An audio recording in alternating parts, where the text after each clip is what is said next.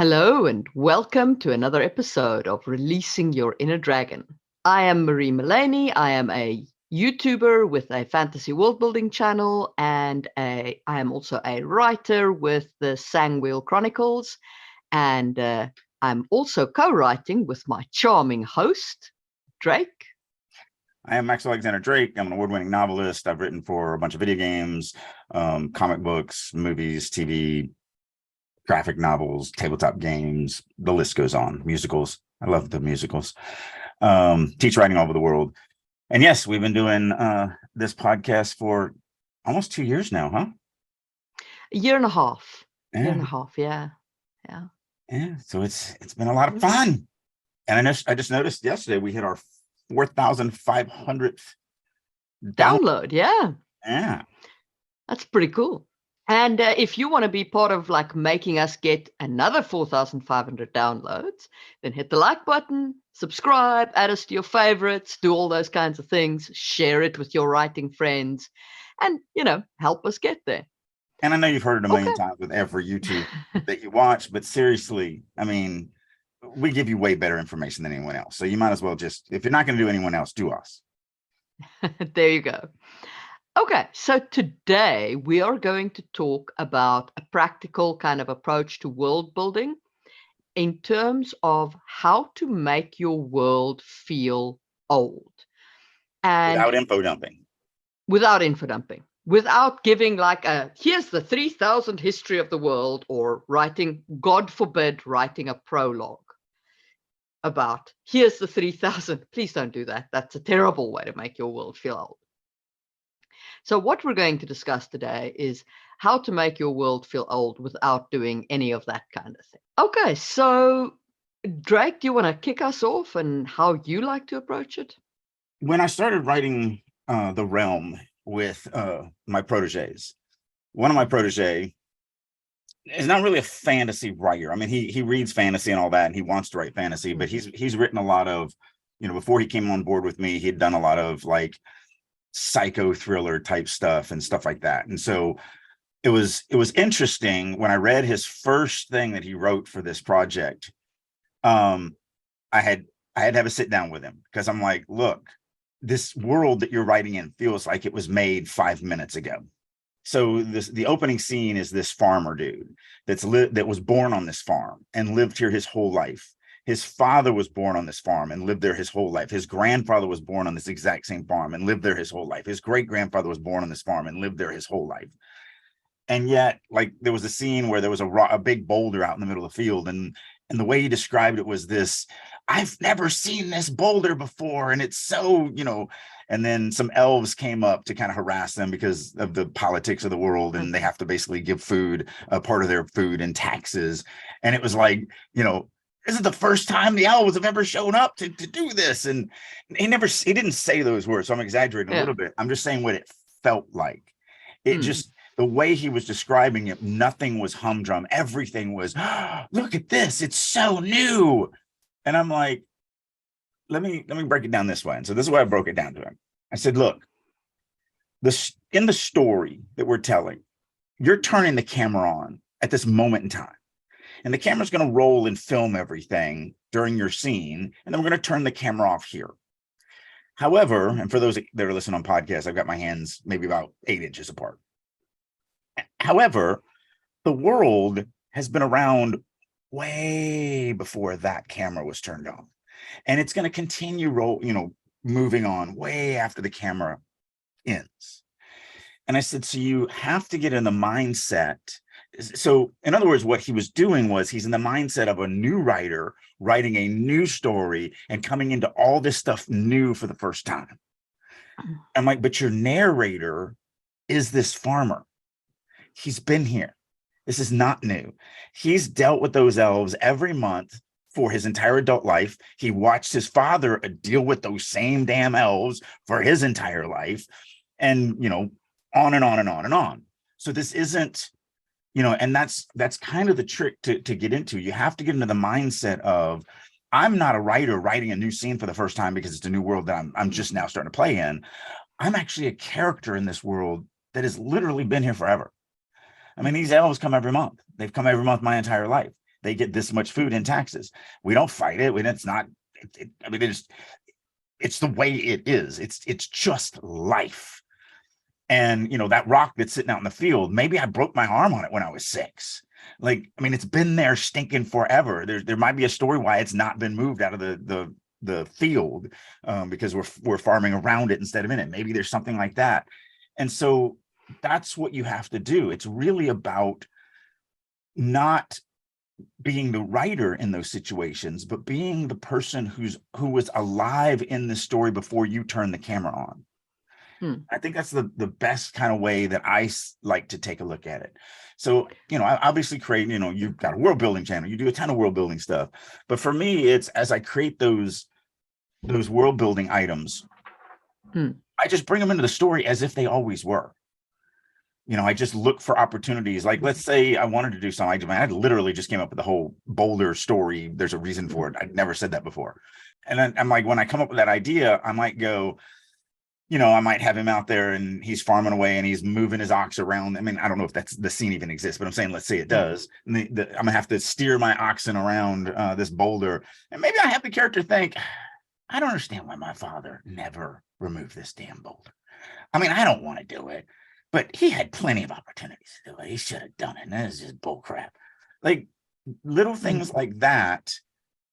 First of all, humanize, because it's like, yeah, your father felt the same way about his father, and his father probably felt the same way about his father about this stupid boulder. And then that's probably the story behind it. It's just that everyone was like, why didn't my dad do it? So it adds humanizing elements. It makes it to where there's ancestry to me, the character. It gives ancestry to the boulder. And none of it is me writing a line, then the narrative line of, and he moved his oxen, he steered his oxen around the boulder that had been in this farm for 3,000 years. It had always laid here. It was here when his father was here, and his father's father, and his father's father's father. Like, that's what people do. They shove this history in, and they're like, look, this world is really old because I'm telling you it's old. You must believe it because it's there. Instead of just looking for these organic ways. And I may never mention that boulder again because its job is not a part of the story. Its job is to say he's mad at his dad, and maybe if I need to or want to, or the story needs it or whatever, maybe I go to him now farming while he's remembering the funeral of his father or whatever, a fight he had with his father. It doesn't matter. It's all about making this stuff organically just kind of roll through the story. And as you do this stuff, things just start to feel really freaking old and real. So I have a couple of explicit things that I do, but it is, and I think this is also one of the interesting things about our approaches to differences. So, for example, when it comes to designing a festival, I will go and I'll say, okay, let me take at least 5 different traditions. Then let me go and attach them to different cultures that exist in this region. Then let me mix those things together, right? And then say, okay, historically, why did this happen? When did these cultures mingle like this to create this final ritual? And then I'll show the final ritual, right? Which obviously at that point, like book 2, Louis' opening chapter is a fire festival. Right? So there's this giant fire that's on the lake that's burning in the shape of the wheel. It's burning in the shape of the wheel because the Konsang brought the wheel with them when they colonized this patch of land. It's a fire festival because that's what the Rulara did, and that's also why there's drummers. There's dancers in the middle because that's what the tribes used to do. They used to do this like dancing ritual.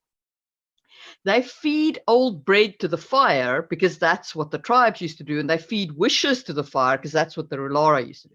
So it's like this amalgamation of all these cultures and things like that.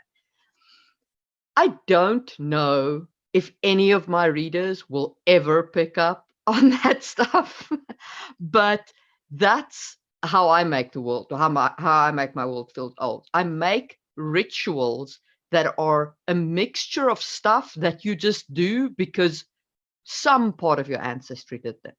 Like with us in Christmas. I don't know if you guys have a history of the Yule log, but I know that the Yule log is often used. The Yule log comes here from Scandinavia. Yep. But other Christmas traditions come from, down south or from completely not this part of the world. Right. And then the other place where I look for ways to make the world feel old is with a law. Now, I don't know what American law is like, but in Europe, we have laws going back to, stupid, ridiculous times that nobody enforces. They haven't been removed because it's quite time consuming to go through law books and remove them. So they still exist technically, but no one's going to enforce them, but they're there. Yeah, there's But still, those, we have a few of those. I know that there's a town somewhere where it's still like 2 days in jail if a woman shows her ankles. Like that's still on the books. Like it's a literal law. Obviously.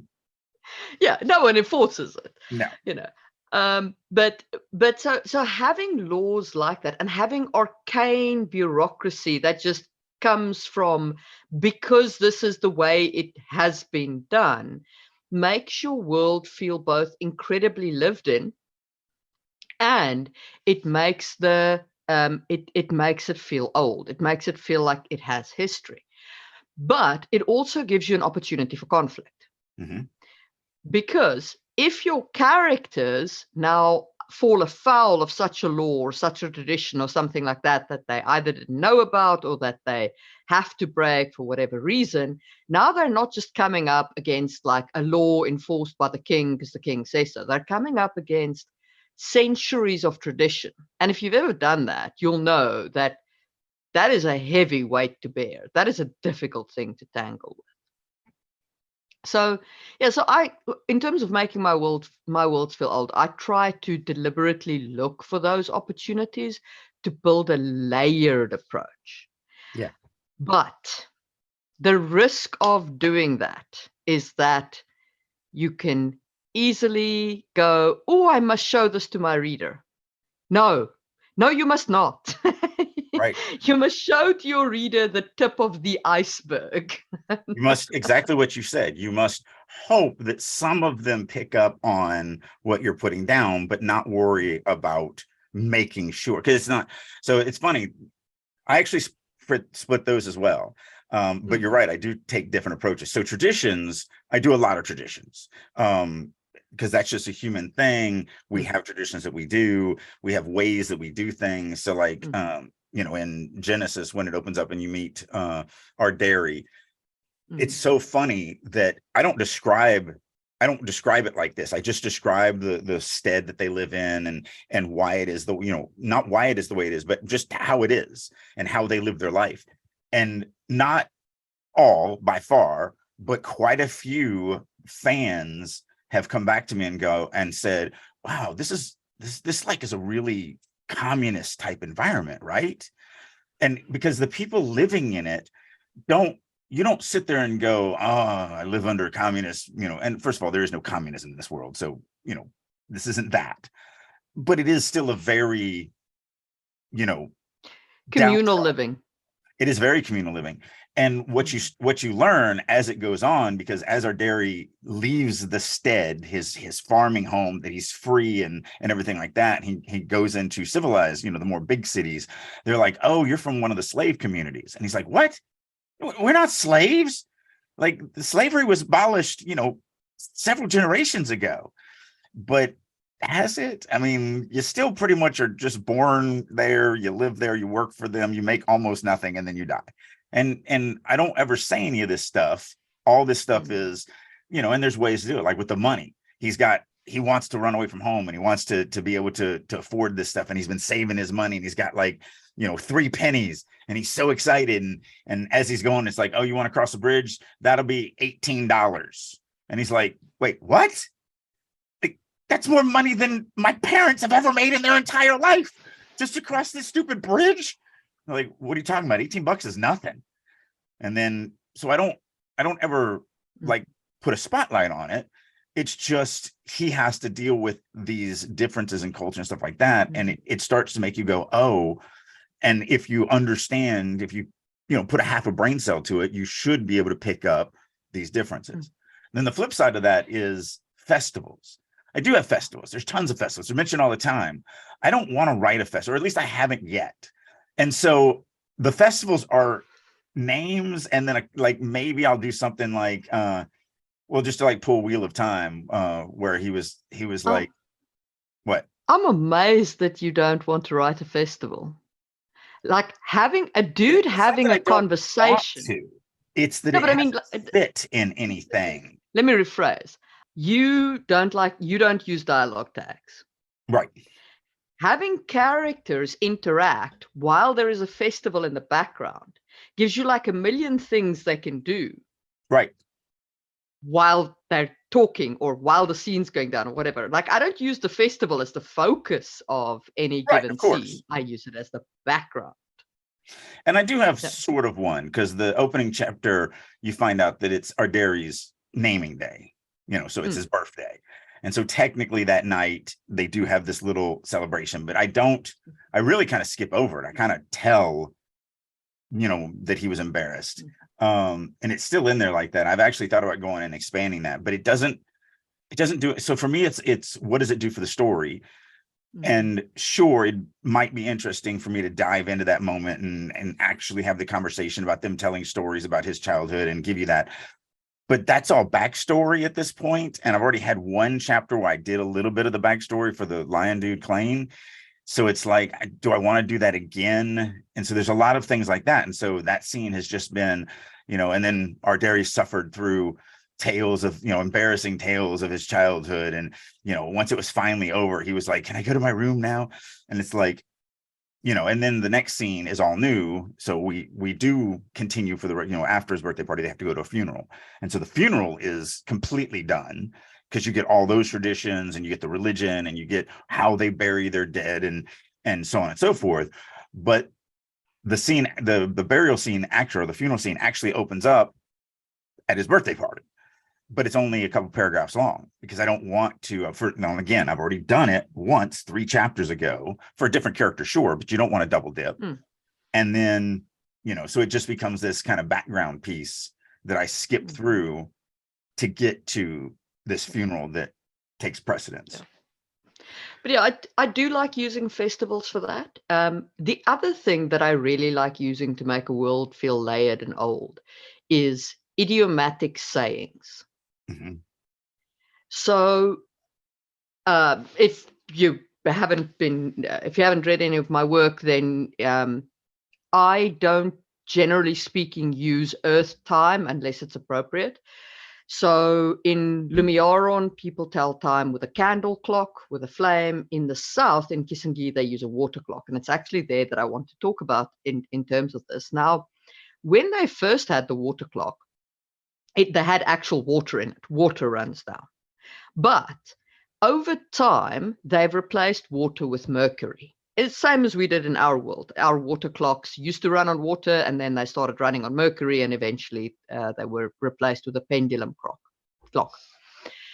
Now, the thing is with that is I still have sayings like freeze time on it, or, referring to water, don't fill the clock with tears, things like that, right? All kinds of things that refer back to water.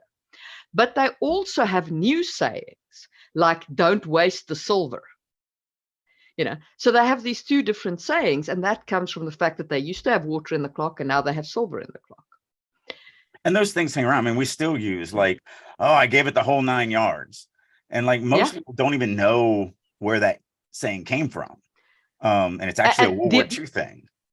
The amount of weaving sayings that we have, right? And spinning sayings that we have, because before the looms and the spinning and kind of automated spinning, every woman used to spin with a drop spindle like 24/7 just about, because that's how much you have to spin in order to create the threads, right? It's an incredibly labor intensive task. That's why we've got things like loom. We thread through traffic. It's just on and on and on. Yarn. All of these things relate back to how big spinning used to be. These days, I mean, none of us can spin. I can't spin. I have no idea. I can't even spin in a chair. I'll get dizzy and fall out of the chair. Yeah, but That was a terrible joke. That was a real bad joke right there. But yeah. Remember, the 11 o'clock show is different than 9, and don't forget to tip your way. But yeah, so it's kind of important to have those sayings too. They also give the world really organically that kind of lived in feeling, like confused sayings that don't quite match, random bits of slang that don't quite match.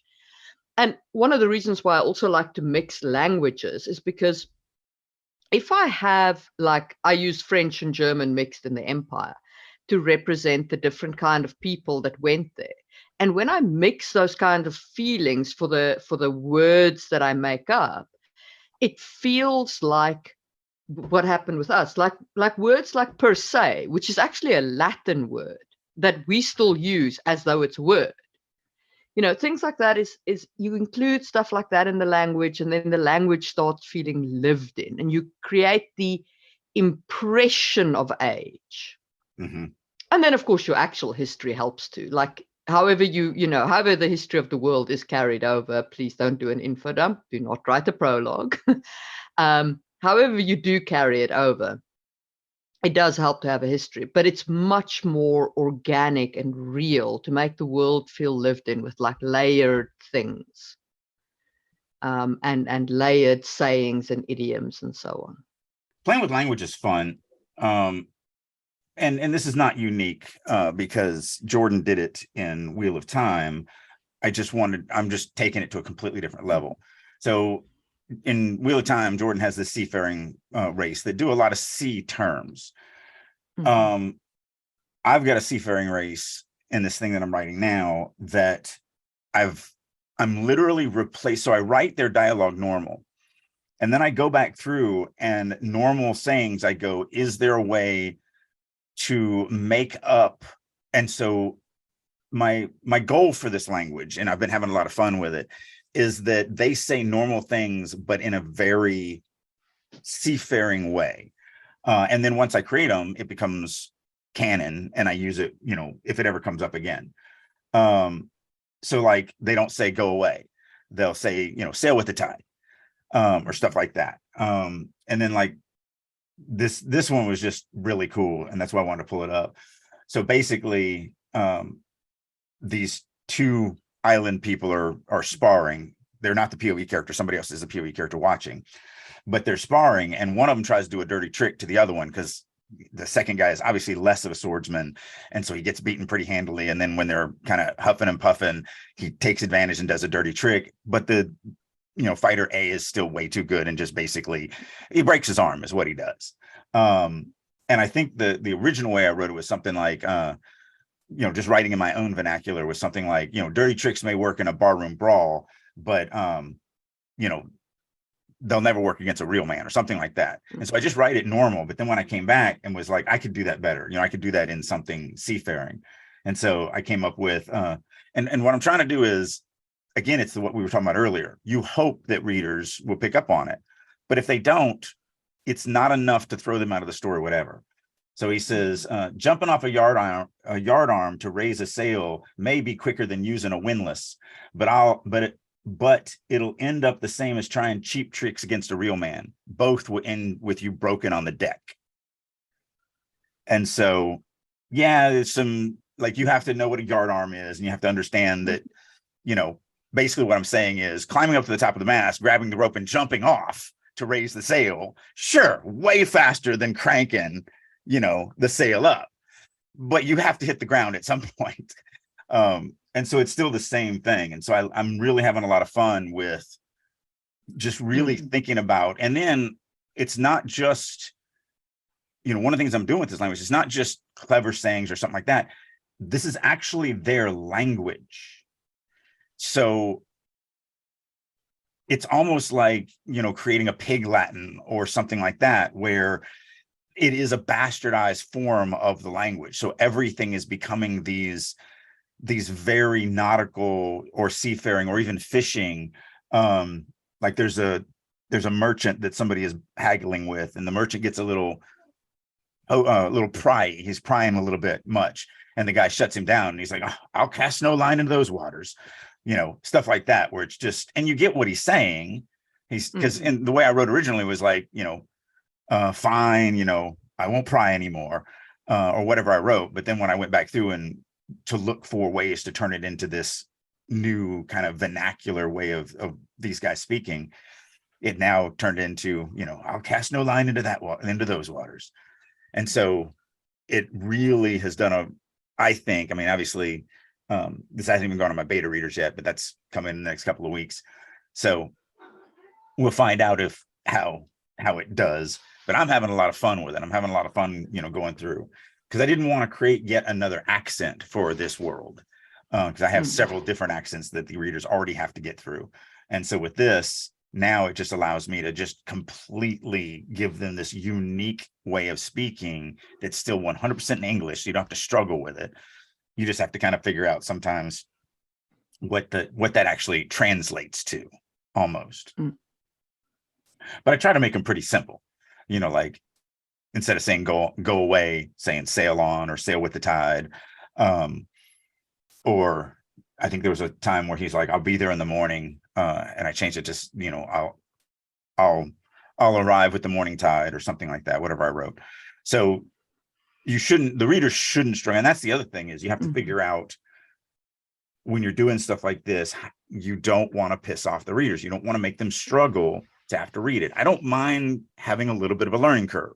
So like all the accents that I've chosen to use in this series, you are going to have to, the first time you hit them, it's going to be different. You're going to have to, there's one race that uses ya instead of you. Yeah. They do use you a few times when it actually needs to be used.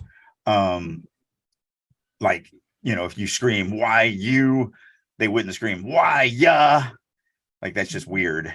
So there are times where they actually do say you, but they have a thick country accent. So I wanted to make sure that the reader hears that. I think you have the same kind of learning curve with fantasy names for things, words. Yeah. And I've had people who throw in a hissy fit over like Ilama or Rechtseis or whatever, and gone like, this is dumb. Why don't you just use the English words? I'm like, well, I guess you're just not my target audience. Well, I've told the story about the one guy that came up to me and said he liked the book, but he wasn't going to read book 2 because I used I and Nix, and he didn't like that. He's like, just use yes and no. And I'm like, go write your own book, dude. Like, I'm sorry that one little thing, for whatever reason, makes you not want to read me. But you have no imagination is really what it's down to.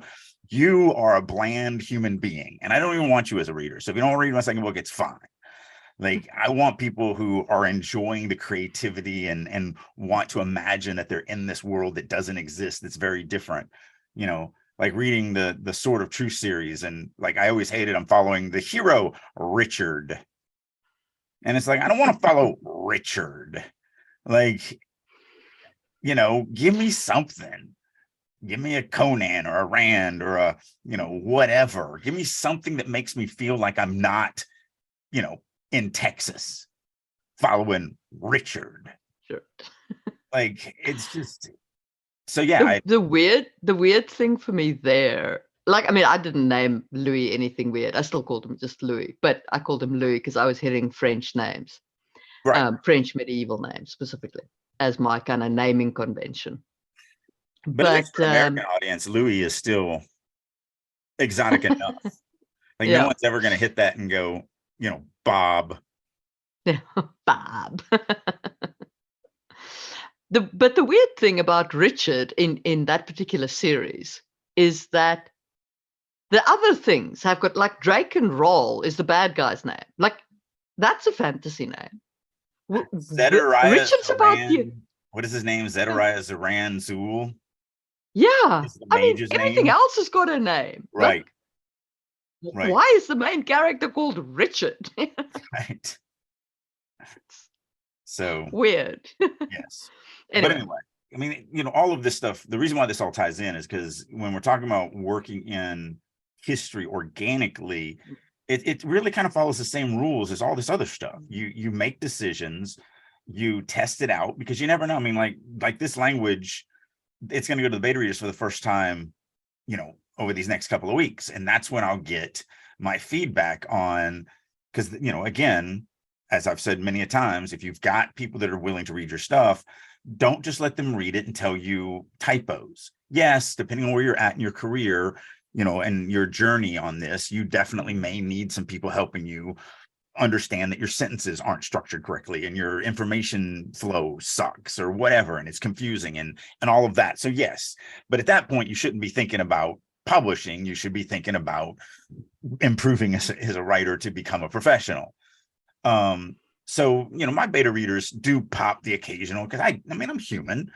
I hate to admit it, because I don't like the race very much, but unfortunately I was born to it. And you know, I make mistakes. It happens. And so it's not that big of a deal. And they do catch the occasional one. But really what I have is at the end of every chapter, there's a list of 12 to 15, 17 questions somewhere in there. And they're all very specific. So like the first time they hit this, you know, pirate speak, it's not pirate speak, but let's just call it that to give it a label.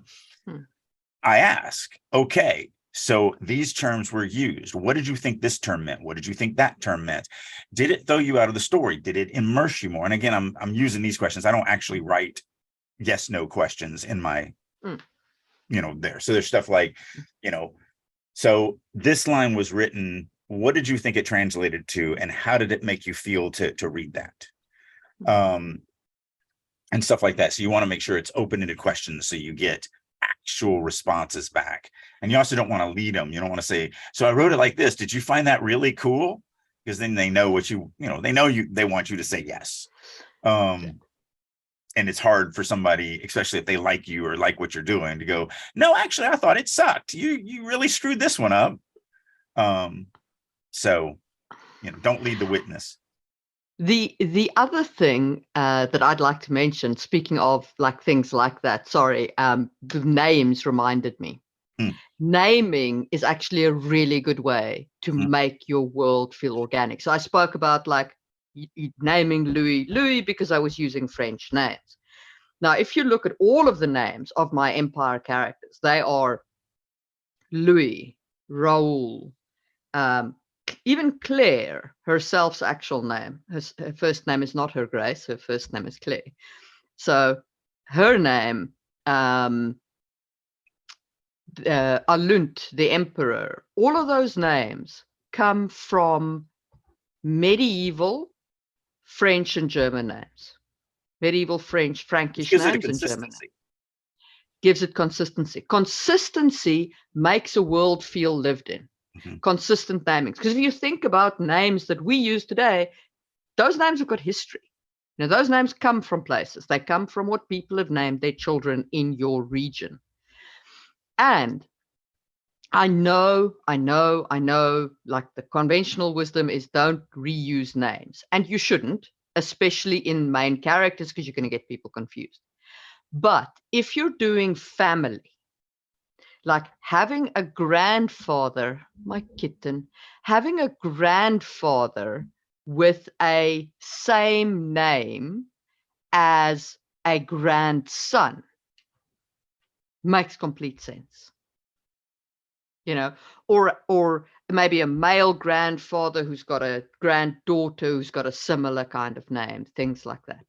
And that also, my warning for that would be, it depends on how much they're going to be used. So, and I don't even mean main character, secondary, just how much are they going to appear in the book? Because, so like in the original version of Farmers and Mercenaries, I wanted the brothers to have the same first initial. So they were named Arderi and Alant. Now, other than the A, there is no other letter that's the same. Too close. A-L-A-N-T for Alant. There is no other, you know, A's or T's or N's in Arderi's name. And I did that on purpose because I was like, this will be cool. And then when I went on tour with that book, over the years, it was like, you know, I talked to a fan and they're like, yeah, it was Alan Arderi. I don't remember which one. I always get them confused, but it's like, they're like for characters, they are black and white. They are so different from each other. One is brooding and a, you know, intellectual, and the other is outgoing and, you know, a swordsman, and one's a mage. And it's like, you could not get two separate characters. How can you confuse them? Oh, right. They both start with the same one letter.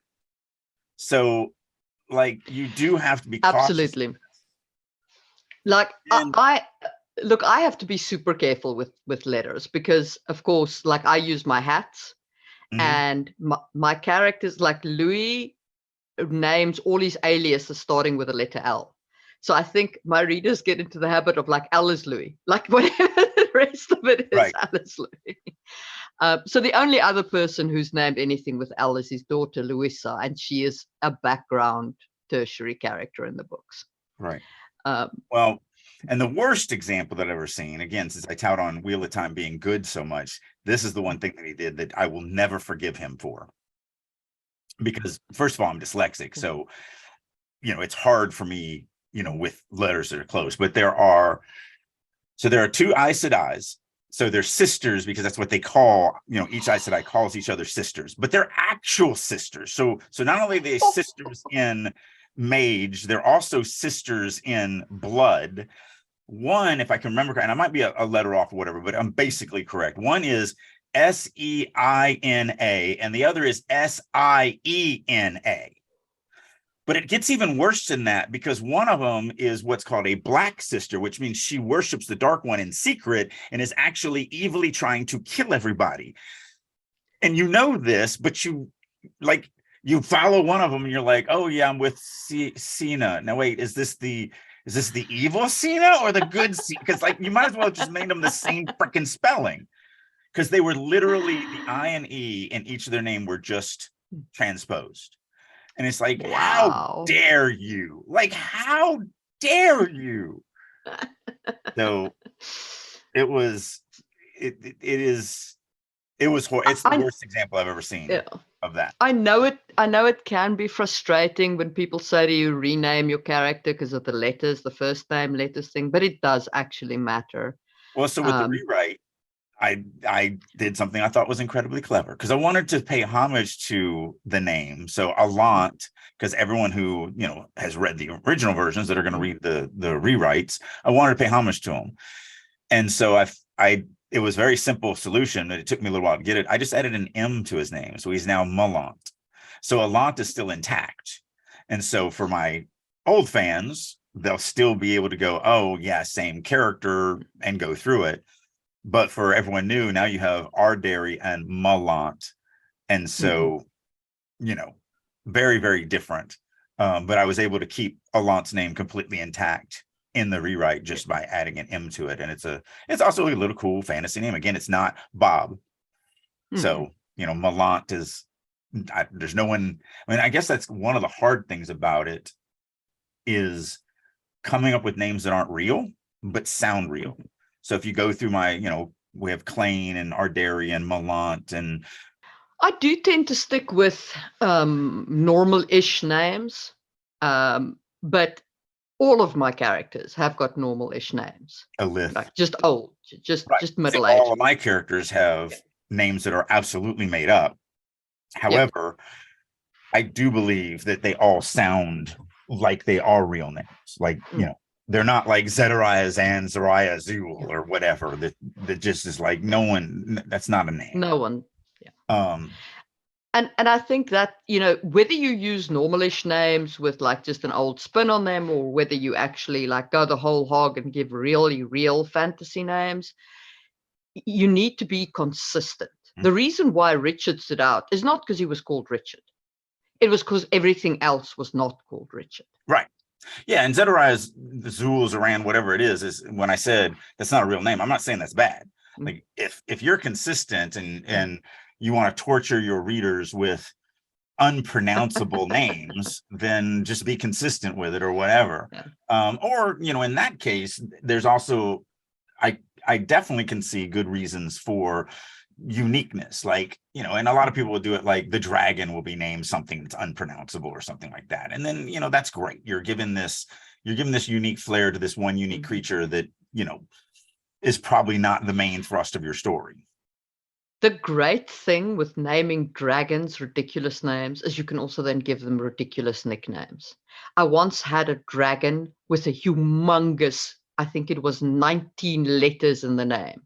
So after she said it, it was in a role-playing game. So after she said it and all the characters stared at her, she was like, you can call me Betty. Which is, it infinitely amused me. It always amuses me to have like a dragon or whatever go, but you can call me Betty, you know, Right. or some such ridiculous thing. Yep. Because my sense of humor is just like that. Yeah. Well, I played with that in the comedy cartoon that I've been writing that I don't know if it'll ever actually get made. But I've got stuff like that, you know, because those are jokes that have happened in every role-playing session. I mean, it even happened in you know, Monty Python, is, you know, some call me Tim, you know. So like it's this is not a unique joke. And so since Fiend Folly is a lot of geek culture and D&D culture and everything, all that humor, of course I'm going to do something like that. You can't not do the classics. Yeah. But I mean, you don't even have to make it a joke nickname. So I'm reminded of like Catherine Kerr named her dragon some ridiculous amount of syllables. But in the end, everybody in the book calls the dragon Arzos, which still feels like a unique name, very fantasy name, but it's easy and pronounceable, you know. So anyway, regardless, names is a good way to also make your world feel lived in. If you like choose them together and give them kind of tradition and so forth and so on, with all the caveats that come with naming. And adding to tradition, religion. I do spend a lot of time on religion and making religion real, and that's where a lot of traditions come from, and that's where a lot of rituals come from, and that's where a lot of festivals and holidays come from. So I do spend a lot of time on that. And then again, it's sort of like, so Rome on HBO was layers. It's layers. But Rome is one of the first times, one of the most impressive things when I was watching Rome when it first came out, you know, 15 years ago, whatever it was how they handled the gods. In every other Roman-esque type movie or TV show, it was always and we worship 300 gods. Not really, but whatever. And it was, everyone was played like that, was just like, yeah, this is not real. Our religion is not real. We know our religion is not real, blah, blah, blah. And in Rome, they worshipped the Roman gods, and they worshipped them as fervently as the most devout Christian, Jew, Muslim, whatever, Buddha, or, you know, Buddhist.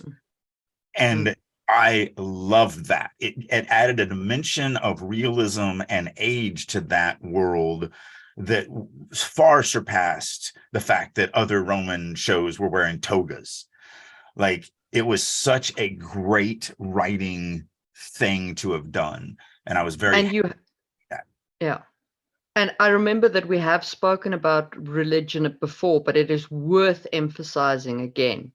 If you have a religion in your world, your characters need to believe. At least some of them, not all of them. Like I have atheist characters, absolutely, but you can't have the whole world not believing in the thing, because then why does the thing continue to exist? Right. Yeah. If you have somebody that you say, oh no, they believe in this religion, and it comes off as if they don't because you don't, that doesn't show the age of the world. It does a disservice to everything. And so that's another way to organically get this stuff in, is that you have these ancient traditions, you have these ancient, and most people don't even know why we do it. Even today, we don't know why we do stuff. You know, I'll ask the question like, why do we put a wreath on our door in Christmas time? Like, because it looks good, and my mom does it, and my grandmother did it, so I do it. One of my favorite stories is from my wife's family. Her mother would always cut the ham for Christmas dinner in half and cook it. And finally someone was like, why do you cut the ham in half? I don't understand. And she was like, well, that's the way my mother did it, so it's just the way I do it. And she finally talked to her mom, and she was like, why did you do it? And she's like, because the whole thing wouldn't fit in my oven back then. And it's like, because, you know, mother-in-law has this huge oven, and she put both halves in it after she cut it in half. And it's like, but so you're just cutting it in half because you have no idea why. You just cut it in half. There are also interesting stories with things like that. For example, here in Scandinavia, we put a little triangle of candles as part of our lights in our windows for Christmas. And that comes from a tradition when, I can't remember if it was, I think it was a Catholic priest. So we were very Protestant during the whole Protestant Catholic tiff in Europe. Tiff, I call it. It killed like 30% of the population. But anyway, during that incident, It was a spat. We'd call yeah, it it was a spat. So during that incident, we were very Protestant, and the Catholicism was forbidden here and hunted down and all the rest of that. And the Catholics couldn't practice their faith, so they would put that little triangle of candles in their window to tell the priest that the Protestants were gone and it was safe for them to visit. It's like it's traditions like that give a world a really like lived-in feeling. And again, you don't put a spotlight on this stuff. You just do it. You just do it. And most of the things that you just do, like let's say, that's what I do in my story, and I put a triangle of candles in the windows. That's it. That's all I would do. I wouldn't then go, even though I've created the fact of the whole back in the day, the Protestant, the Catholic, blah, blah, blah, blah, everything you just said. I would never tell that to the story because the narrator doesn't know it, and it doesn't have any impact on the story anyway. Yep. So, but my readers might pick up on it, right? They might say, oh, look at that. They've all got little triangles. I wonder why. Right. And that means the world feels lived into them. Mm-hmm. At least I hope so. I hope readers do that. You do a ton of different things, and you do them all these little organic ways, and not, some people pick up on these pieces but not those pieces, and other people pick up on that piece but not this piece, and so all of them will lead, and that's why you can't just do one. Everything has to be this massive layered effect. So to work in history organically, you really do have to think every single paragraph. Is there something in this paragraph I can do that would that would give this little hint of age or girth or weight or whatever, whatever you're trying to do, and allow that to all these little speckles to become a picture, as opposed to just one big info dump of my world is 3,000 years old. Deal with it, pig boy. And then that's it. Like, it's so bad to do it that way, and so 1960s crappy fantasy, as opposed to we're smarter, we're better people today, and our readers expect us to give them a little bit better. So I was just sent a project that I'm reading, and I've only read the opening paragraph, and I'm just like, oh my god, because it's literally just this gigantic info dump, and I just stopped at that point. I do have to go through it, but I'll suffer through that maybe next week. I'll put it off for a little while. Yeah. So I guess concluding thoughts. Remember that the world has existed before your story and will exist after your story, and write it in that fashion. Include humdrum things that for the character aren't that important. And remember, if you're writing layers, which you should be, either third person, limited free under discourse, or first person, you are not the narrator of your story. You are the monkey at the typewriter, and that's it. The character is the narrator of the story. And the character knows all this stuff. And the character has been there. It's the reason why when I'm in a character's head that knows something, even if it's something that's very unique to my world that absolutely needs to be explained to the reader, but unfortunately the first character to come across this thing already knows everything about it, then I just write it already knowing everything about it. And yes, it means the reader is like, what is this? But I think that adds to the magic of it, and the mystery, and the you just let it go, and then hopefully you can get an anchor character to it. And then as everybody should know, because they've heard me say it before, an anchor character is a character that doesn't know something, and so they can anchor the reader into whatever this is. They ask, well, what is that? Why do we do this? How does that work? Who is that? What does this mean? And the character doesn't need it. They're not real. The reader needs it. And so hopefully you can get somebody who actually needs to get that information from the story to give it to the reader. And if not, oh, well, you just don't give it to the reader. They just don't. And I know that sounds counterintuitive, but it's not. Readers actually appreciate that stuff. So for example, I will say things like, he used the ancient hobby technique of blah to do blah, right? Things like that, which is kind of just narration, which. And you're cheating a little bit. And I cheat all the time too. Cheating a little bit. We do cheat. Yeah. Because it can still, as long as it's something like, a one word here, one word there, it's not this. Not paragraphs, like right. A couple of sentences. Well, like what you just said, he used the ancient technique of Krav Maga to climb the wall. Okay, great. But you didn't go, he used the ancient technique of Krav Maga, which was created 3,000 years ago in the land of this by this monk named blah, blah, blah, who the reason why he created it was he was on a quest one day. And it's like, dear God, why? Like the word ancient, that's all I need. Like, I mean, you'll never see me do certain things. Like I've never written the word, I wonder what I'll do today, Drake thought to himself. Like never, you will never see me write those words ever. Because that is dumb. Drake can't think to anybody but himself. So I'm not going to write that he thought to himself. It's just not going to happen ever. But most of my rules, you can find examples in my writing where I have bent it or even broken it. But it was because it was the right thing to do at that moment. It enhances the story for the reader and so on and so forth. And it's just the same thing here. So yeah, have I said, he pulled out the ancient blah, blah, blah? Absolutely. I'm sure I have done that because it's one word, it's innocuous. It does its job. It's the same thing like adverbs. I've got entire sections on don't use adverbs. I use adverbs on every page. Like sometimes I use adverbs 3 or 4 times on a page, but they're the right word at that moment for that sentence, that paragraph, whatever. Exactly. I mean, that's it. And that, so layers, don't info dump. Look at things like sayings, look for opportunities to make the world feel old by building in layers.